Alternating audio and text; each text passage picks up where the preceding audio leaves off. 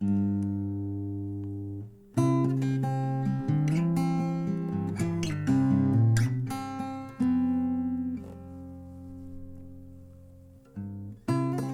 2 hours, a man in the UK takes his own life. That's 12 lives every single day. But the silence and stigma that surrounds these men goes on. Breaking that silence and removing the stigma is the purpose behind a new short documentary film, A Little While Longer, that tells the story of 3 men coming together in a space where conversations can be had and where listening to other people's stories and telling their own can provide support and hope for others. The film was produced by filmmakers Tom van den Hurk and Dr. Issa Roa. And today, on Speaking of Suicide, I'm talking to Tom and one of the men who took part in the film, David Barbour. Just before we get underway though, remember, it's okay not to be okay. And if listening to this means you need to have some support, I'll give out the details for Mikey's line a bit later. And remember, you can always pause if the conversation gets too much.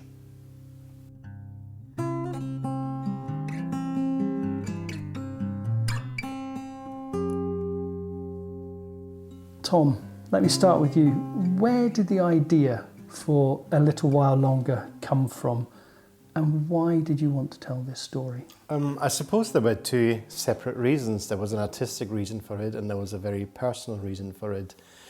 Artistically, me and Isa had made a film before about a very sensitive topic, and it was a very successful film, and we decided in 2020 during the pandemic we really wanted to make another film, and something again about something that was an important subject matter that had to be tackled but in a sensitive way. And we just left it there, we parked it, and I remember we went for a walk during the pandemic, and during the pandemic everybody was cooped up in the house. So when you were allowed to come outside, people were celebrating life. I remember it was a nice summer in 2020, and everybody just wanted to be with each other and celebrate being alive, really. And while we went for a walk, we had a conversation about suicide had been reported in the papers, and we just couldn't understand how we were outside celebrating life and other people were going through something that was so dark to them that they would want to take their lives. And then we met again and again, because there was all you could do back then. And then there was another suicide and another suicide, and it just never stopped. And the more we paid attention to it, the more we realized how many people, especially men, were affected by this. So we decided, let's make a film about suicide, because there are some films out there which are not very tasteful, which are not very sensitive, and we felt we had an obligation to really give a voice to men in particular who've never really been given a voice to tell their stories. There must be so many people out there who are survivors, but they don't open up, or people don't want to listen to them. And interestingly, when we started talking to other people about it, that this was our plan, everybody had something to say about it. That was really frightening. Everybody had lost somebody, knew of somebody who had tried to take their own lives. But there was people had no platform to talk about it. So we were the only people who gave them the opportunity to actually talk about it. And the other thing that was quite interesting as well is that nobody ever opened up about trying to take their own lives. And I think that shows you that even today there's so much stigma still attached to it that nobody wanted to talk about it. So that is the artistic reason. And then the personal reason for me was I grew up in a very, very violent and abusive household, and when I was a child, I really, carried that pain with me. And when I was a teenager, I felt that I couldn't carry this pain any longer. It was just too much. And then on the 17th of April 2005, it was 2 weeks before my 17th birthday, I tried to take my own life. But when I survived and I was in psychiatric unit for months after that, I thought, I'm meant to live. I'm not meant to be dead, and there's so much still that I can give, and I can share my story with other people. But I didn't. I never did, because I felt that I was judged by other people. And I didn't really open up about it at all until now. I think I've never publicly told the story, never publicly spoke about it. A lot of my friends don't even know about it. and had a very negative experience once. I tried to open up about it, and I wanted to make a film about experiences that I had in my childhood, which was very personal to me. And I was questioned by the funders whether I was capable of doing this, whether I was stable enough. And I was so angry about it. And I thought, how dare they make judgments about me? This is many, many years ago. You know, I'm a healthy adult. I'm clearly capable. But I was so stigmatized even then, just because I opened up a little bit. And that made me so angry. And I thought, that's another reason why we have to make this film, to break down these stigmas that people have and say that just because you went through something really terrible doesn't mean that you are a weak person or that you don't have any capabilities in life, you know. Just before we speak to David, who was one of the men who took part in the film, briefly set the scene for us. I think what was really important for us was to bring three men together in a remote location where we wouldn't have any outside interference. Because we wanted people to be able to really open up and to form a bond among each other, because a lot of men don't have that opportunity to speak to other men, especially who have been in the same situation as them. So that's why we decided to set the film on the Isle of Arran, because it's this beautiful, beautiful place. David, I'm going to start almost at the end of the film with you, if I may, because when I watched it, the final note I scribbled down was three men opening up together, so powerful. And that's all I wrote. And I wonder, we'll go back and unpick it all, but how did you come away different? Did you come away differently from the experience? I think that the experience happened at quite a good time for me, because I was feeling quite flat or low last summer. It was a really quite powerful experience. It was very relaxing. Yeah, at the time I did feel changed a bit in my perspective. Difficult to separate, because there were other things going on in my life at the time that were also making me feel a bit better. And the setting was perfect for it. The people that I met were really nice. The stories that I heard as well were really kind of incredible stories of survival and kind of inspirational in some cases. But yeah, I think I often struggle to do, and I think a lot of people with mental health issues struggle to do, is to hang on to positivity without slipping back into negative thought processes again. So yeah, at the time it was. Tom, tell us about who else was taking part in the film. And we've got a little clip we're going to hear as well. Apart from David, we also had John Gibson in the film, who was on your podcast before, I believe, in episode 32. Yeah, that's right, episode 32 with John. We also had Jabir in it, who I met Jabir on a Zoom call when we initially researched the film. And what was really striking about Jabir was how open he was. He really didn't have any problems talking about his story, and he has a very, very powerful story to tell. He's a very, very kind and very sensitive person, and I learned so much listening to his story, and he went through hell, but he took so much positivity from it, and that was really inspirational. We've got a little clip of Jabir from the film, which we're going to listen to just now. The day before I'd made a plan on where I wanted to go and what I wanted to do, I let my friends and my mother know that I just want a day away. In the morning I set off, I drove to the place myself. It was like I was under some kind of spell.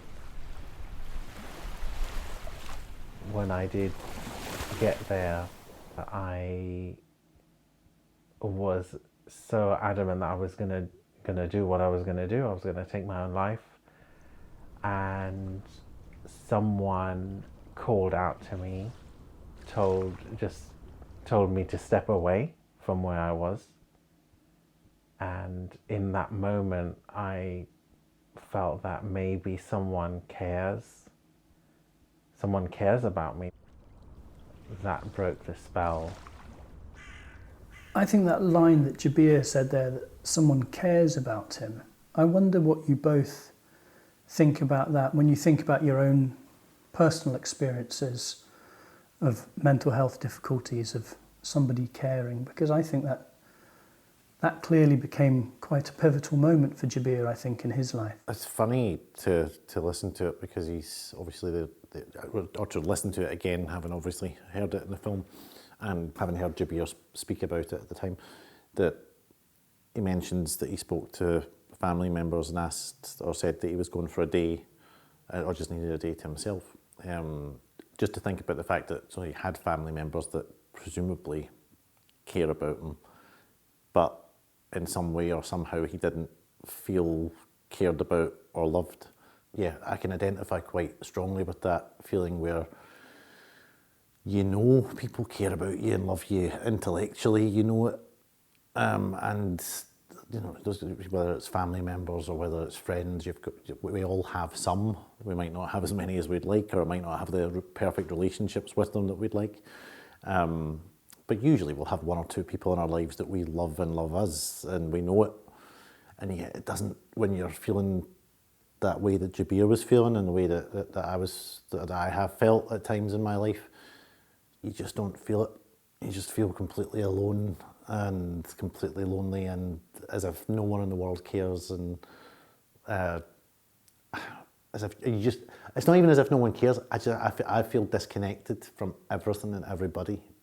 There always are people that care about us and love us, and yet you just don't feel it sometimes. It's very odd. What drew you to want to take part in the film, David? Well, I'm friends with Tom anyway, so usually if Tom asks me to do something, I'm quite happy to do it, and I enjoy doing the stuff that he asked me to do anyway, whether it's been films or... That's not the answer he's looking for. No, well, I'm going to go on to, you can cut out whatever you like, I'll just talk. But apart from that, sharing is a big part of my life now because I'm an alcoholic in recovery, is how I would identify myself. So I go to recovery meetings, and it's a silent illness, but a talking cure is what they talk about. So it's very common for me to be doing that and to be sort of sharing about my, not just experience in the past, but how I'm doing at the moment, how I am now, which can often not be great. So it's something that I'm very happy to do, to try and help other people. It helps me as well. It's the way that's got me through my most difficult periods, is by talking to people about it. And what were the things that you struggled with your mental health? Was that while you were drinking, or was that after you stopped drinking? It was very hard to separate the two at the time. So at first I thought, and actually at the time that I met Tom, interestingly enough, I was going through a period where it was around about that time, about 2009, where I was really struggling with whether alcohol was the problem and that was what was destroying my mental health, or whether my mental health was the problem and if only I could fix that, maybe I could drink without any issues. And of course, being not really wanting to give up alcohol, I kind of settled on, no, if I just fix my mental health, I'll be able to drink. Having now been 8 years alcohol-free, I've rather disappointingly found that, no, actually, it is the mental health is the thing that, and in any case, when I got sober at first, it was, I got to the realisation that I'm not going to be able to fix my mental health if I keep taking a depressant drug, because alcohol belongs to the family of drugs that are known as depressants. So if you're going to take a drug that's going to make you more depressed, it's not going to help you with your mental health. So you need to get rid of that before you can start tackling the mental health stuff. And having been 8 years off alcohol, what I have found is that the mental health stuff, I had to obviously talked about this idea of if I could just fix that, I would be fine. It's been a constant kind of struggle to maintain my mental health, even without alcohol. And I know that if I drank again, it would be horrendous. So that keeps me away from it, which is good. But yeah, it's definitely been it's not gone away as an issue. And I don't think it does for most people. I think it's something you have to constantly manage, constantly be on your guard with. which can be exhausting at times. But I think, and for a while you think as well, or I sometimes have thought, why me? Other people seem to be happy. But actually, the more I've read, the longer I've lived, the more people I've met, I think probably a very large number of people have the same type of feeling in life, that life is at least half struggle, half pleasure, if not more of a struggle than it is a joy at times. And there probably are some lucky ones for whom that's not the case, but I think for most people, life always throws obstacles in your way. And whenever one area of your life is going well, another area of your life goes to hell. So I think probably that's the case for most of us. Were you able to see at the time when you gave up alcohol, were you aware of the times when things were going well and when they were going down, or did that kind of... After I stopped drinking? After you stopped drinking, or did that kind of bypass your awareness? No, I was very much more aware. I mean, I was keenly aware. When I first stopped drinking, I got a major lift, and I was feeling fantastic for months, which is probably quite natural. I felt as though I'd got free of a thing that was really damaging me. My brain would have been clearing of a depressant drug and chemical, but it only took until I think it was 8 months after I'd stopped drinking that I remember I was in the shower one day and came out the shower and nothing had happened in life or that day or anything. I came out the shower and I just started crying, and it wasn't... Previously I'd been crying tears of gratitude and joy in the early days. This was sad crying. And I didn't know, and I remember thinking, oh God, this is still a thing that's going to happen. I don't even know why this is happening. So it was really disappointing, because I had allowed myself to believe that when I removed the alcohol, that would be the mental health bit sorted. So yeah, I was aware of it, and I've been aware of it ever since. I know, and I can see it in my body. I can feel it in my body as well. I can feel when I'm tense. Which feels like it's far too much of the time. I sometimes suffer with anxiety, and usually the first indication that something is wrong is that my hands start shaking, and then that's just a constant for however long until it goes away. And were you able to talk to anyone at that moment when you came out of the shower, in that day or in those weeks that followed that, about that? Because I suspect, I guess, correct me if I'm wrong, please, if you've given up alcohol and you're on a high and you're feeling good, those around you, family, friends, presumably will be thinking, David's pulling himself back together. Forgive me if that's a phrase that people don't like using, but and then you realised that the mental health problems were still there. Yeah, I was able to talk about it. In fact, I think that day I was going to meet, God, was it either a family member or a friend? Well, certainly that night I remember I was going to a friend's house for dinner. And at first I kind of didn't want to, because I'd been, I suppose, quite invested in this new image of being happy and cheerful all the time. But I did say to him in the end, and with close friends, I've never really had an issue with sharing these. I know that a lot of people do have issues with talking about this stuff. You mentioned it, that you never really told a lot. In fact, I'm not even sure if I've heard that story about your... Probably not. No. But it's never something I've found difficult to talk about, or never... I've never found it... I find it difficult to live sometimes, but I don't find it difficult to talk about how difficult it is to live. There was something you said in the film when you were speaking to the camera. You said that if you could just only put your mother through one more painful event, can you try to explain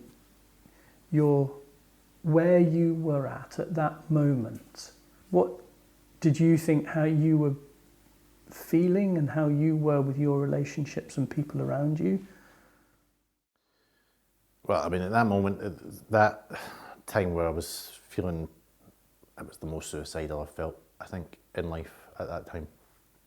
It was because of a situation that ultimately had been caused by my actions, which at various times in my life haven't been great. If you're a kind of addictive person or an addict or a alcoholic,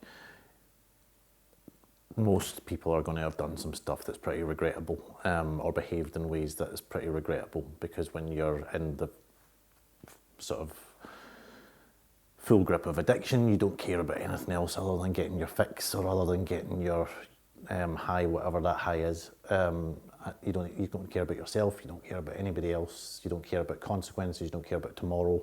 All you care about is right now. I'm feeling, I don't know, like uncomfortable, unpleasant, can I say shitty? Nothing other than a swear word will do for these types of feelings.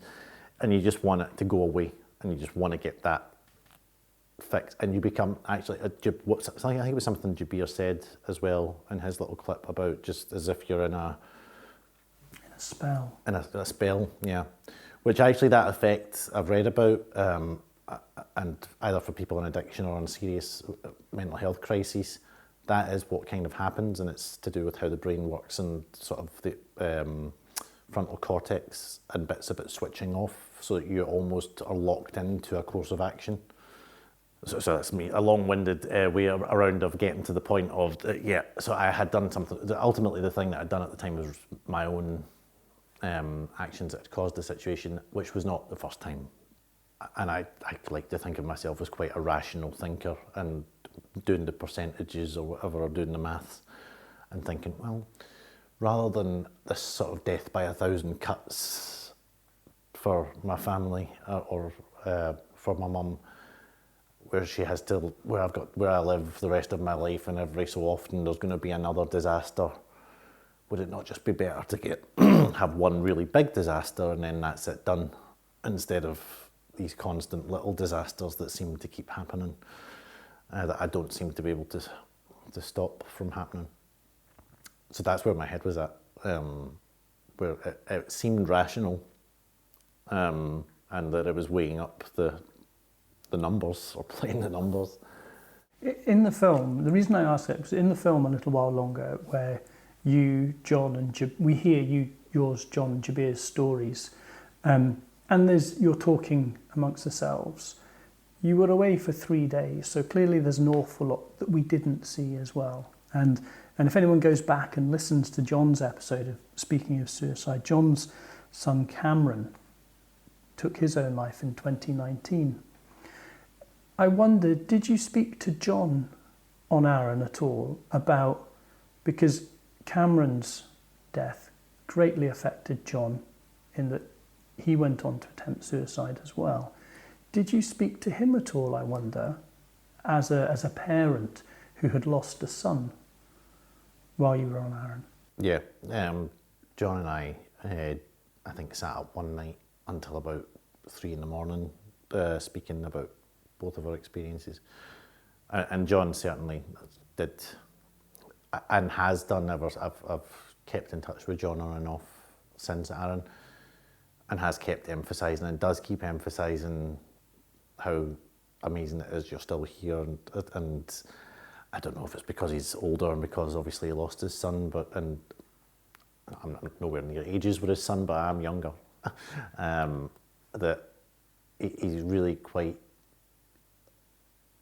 keen to always say things that will make you feel good about yourself, almost to a point that feels embarrassing and too much at times, and doesn't feel justified.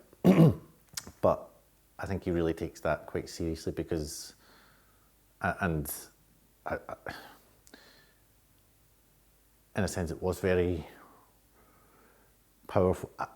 It's not that I didn't know that if I had taken my own life it wouldn't have deeply, deeply affected my parents, but there was an element of thinking they'd only have to deal with one more thing, and also this quite cold element of thinking, well, unfortunately this stuff happens to people in life, people find ways of coping, and I'll be gone, I won't need to care, it's not my problem anymore. Which is selfish in some ways, and I know that selfishness is one of the stigmas we talk about, but I don't know if there's any getting away from that. In some that you are in that moment selfish, and I think maybe for me that's one of the things with mental health that I think actually needs recognised, that yeah, it is a selfish. It makes you be selfish when you have mental health issues, when you're an addict, for example, which is just another expression of mental health problems. Because when you feel really, really that bad, and when you feel that lonely, as Jabir was talking about, and as if no one cares, of course you're selfish. Of course all you can think about is yourself, because you feel like no one else does. And there's an expression that I've often heard, like, you can't pour from an empty cup. Mm-hmm. Like, so if your cup's empty, you can't give anyone else anything. And if you suffer with chronic mental health problems, lifelong mental health problems, the occasions where you have much in the cup to pour can be quite few and far between. So you can certainly appear selfish, and in some ways maybe you are, but maybe we just need to reevaluate what that word selfish actually means. Maybe we could, if there's a bit more compassionate way of saying that, like, not rather than people tend to spit the word selfish or self-centered, but maybe it's more around a need to self-care at the expense of everything else, like a really intensive need to try and protect and care for yourself first. Far from being selfish, I think actually your honesty in the way you're talking just now is actually incredibly altruistic, because there will be people listening to you speaking going, I can relate to that, I'm sure. What helped you? Was it self-care that helped you build up your, I guess, self-worth again from those darker moments? Or because it sounds to me now like you might be a very different person today than you were at that time. What helped you fill your cup up? It's a difficult question to answer. What has helped me at times has been certainly talking to people, friends, especially friends, because I feel I can talk more honestly with friends than I can with family. Trying to rediscover passions in life helped as well. I also have got to say, I found other people to reinforce positive voices as well. That's been or reinforce the different voices in the head, and that sounds like schizophrenia, but it's not. It's just that we all have these different. You have different voices thoughts, different or voices, parts. opinions. Yeah. Some of them say nice things. A lot of them say nasty things to you, or unpleasant things. And finding people who reinforce, like John reinforced, and does make a very big effort with, it seems, with all the people he meets, to reinforce the positive, loving, caring voices in their head, because he's very aware of the consequences if the other voices become too loud. My sponsor in recovery is very similar. I found what is like a second father, and he really re-emphasises the positive voices. Obviously, you see the devastation it can cause in other people's lives. Never mind the fact that you've lost your life, and had you been able to hang on and pull through, life might, as Tom has found, like, Tom's ended up having a wonderful life. If Tom had been successful when he was 17, I would never have met Tom. And Tom's been one of the best friends in my life, and most important people in my life since I've met him. And when you think about all the butterfly effect of someone's absence, it's like It's a Wonderful Life, the film. All the positive things that wouldn't have happened. Yeah, sure, probably there was also been negative things that wouldn't have happened. Well, that's life, isn't it? Yeah, that is life, but so many positive things that wouldn't have happened had you not been here. And John, that is something John said an awful lot. I don't know if he said it in the podcast with you, but he said it a few times when we were on Arran. He said, like, isn't it amazing when you think about it that the three of us might easily not have been here now? Which is odd to think. But you're saying that with a big smile and a grin on your face. Yeah. Well, I smile and grin and laugh a lot, because what else can you do? Always look on the bright side of life. Life's a laugh and death's a joke, it's true. Tom, just listening to David talk for the last wee while, I wonder, with your own experiences, what did you, put the filmmaker aside, what did you come away from Arran with? I found the whole experience profoundly changed me because, as I mentioned before, I didn't open up about my own experiences because I thought in a way that, they're irrelevant.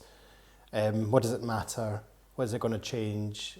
What good is dwelling on the past? And that I was scared of being stigmatized for it. But observing David and John and Jabir and talking so openly about it was so inspirational that after the film I realised, well, I also have a story and I should be sharing it. And in hindsight, the one thing that I regret is that I did tell John my story very, very briefly, but I do regret not being more open about it during the filmmaking process. Why is that? Because I think that the bond between me and the three protagonists would have been even stronger. We did have a strong bond, but I think it would have been even stronger. I did tell Jabir at some point, I said, Jabir, do you know that I also tried to take my own life? And he said, no. And I thought, no, that was a mistake. I should have told him this before. I think it's a really, really powerful film. Where can people go and watch a little while longer? From the 8th of March, the film will be released on YouTube, so everybody who's listening just now and would like to watch the film can watch it there. So if you just click on the link, please watch it there. We'll put a link into the show notes of this episode of Speaking for Suicide. And as I said, if you want to go back and hear more about John's story, then search a few episodes further back in the podcast feed and look for episode 32 called John Gibson. Both of you, the film is about survival, resilience and recovery. And I wonder, what thing would you say to anyone who finds themselves struggling today? Think about your own backgrounds and the stories you've both shared with us today.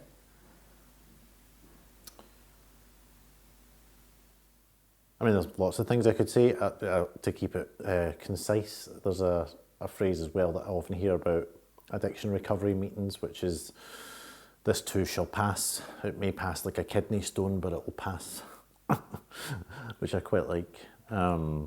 Because it's been true in life for me that there's been moments that have been absolutely as black could feel, but I've come out of them, and then things have been okay again.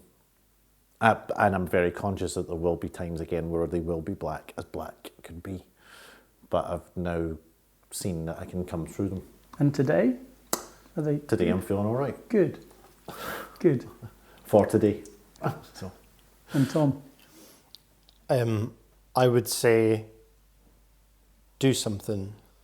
Whatever you can, do something. If your depression is so bad that you struggle getting up in the morning, try everything you can just to get yourself out of bed. Even if it's that one thing, just try and do it.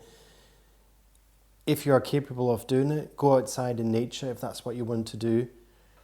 Or maybe you're in a permanent crisis that affects you in different ways, where you could fulfill some sort of small dream maybe that you have that you always wanted to do, but just try and do it as much as you can. That's certainly something that I did as well.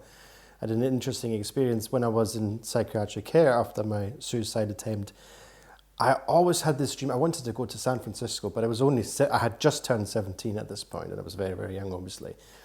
And I said, oh, I'd really like to do this, and I'd really like to do that. And this guy said to me, well, do it. I said, well, I can't do it. I'm only 17. I don't have any money. He said, stop whining. Just do it. Find a way of doing it. And that was really harsh, but it was the best advice that anybody ever gave me. So I got a job in a cafe, and I worked, and I saved my money. And I was still 17, just before I turned 18, and I travelled all by myself to San Francisco for 2 weeks. I don't think that was legal, to be honest, but I did. Yeah, and that was life-changing. David and Tom, thank you very much indeed for talking to us on Speaking of Suicide. Now, listening to our conversation has been Shona Macpherson from Mikey's Line.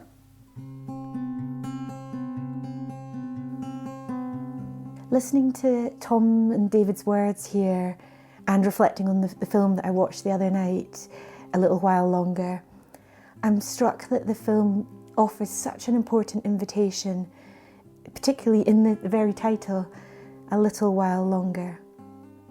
If life feels unbearable and parts of you feel despair, I wonder if you can ask the parts of you that feel despair to stay just a little while longer, not having to make any greater promise to the part than that, just a little while longer. And thinking of that film, if these three men in the film hadn't been able to stay a little while longer, what a loss that would be to the world, what a different film that would have been. If you are struggling, just having that pause of giving yourself a little bit more time might break the spell of the part of you that doesn't want to live anymore, the spell that it has on you. And my hope and my trust is that in time, by waiting a little bit longer, this part will realise that suicide isn't the answer, and that it may actually be a part that can help you find another solution to help your life be more bearable. And you will see that there is more life here for you, just like there was in the film David, John and Jabir. And I'd highly recommend the film also. And don't forget, it's okay not to be okay. And if you need someone to talk to, you can text Mikey's line on 07786 207755. That's 07786 207755. Or contact them via Messenger, web chat or Twitter. And the number for WhatsApp is 01463 729 000. And someone is available Sunday to Thursday, 6 p.m. to 10 p.m, Friday to Saturday, 7 p.m. to 7 a.m. Or you can go and visit them at The Hive at 19 Academy Street in Inverness, and they're open there 7 days a week from 6 p.m. to 10 p.m. Speaking of Suicide is funded by Mikey's Line, and the platform is sponsored by Highland-based family firm D&D Paving Limited. If you'd like to sponsor an episode, do get in touch. We'd love to hear from you. Speaking of Suicide is produced by Adventurous Audio Limited.